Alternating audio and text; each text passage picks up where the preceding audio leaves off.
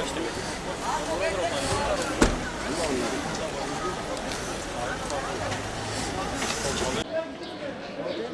aile arasında bir aile bir bakanın kimse kaçtı. Benim arkadaşım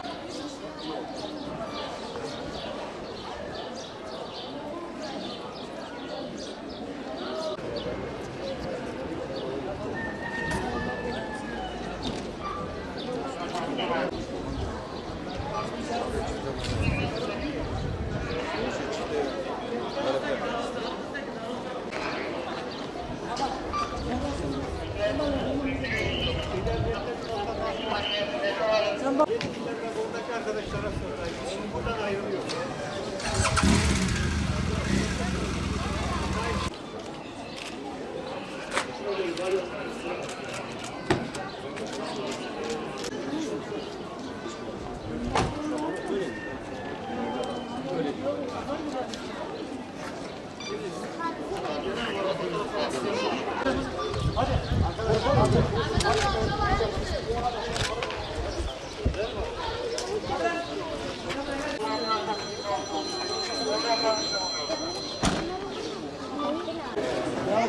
Abiciğim arabaya baksana.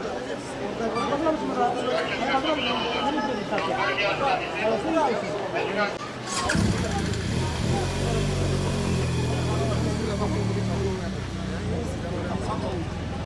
Ahmet abi siz bunu araba bas.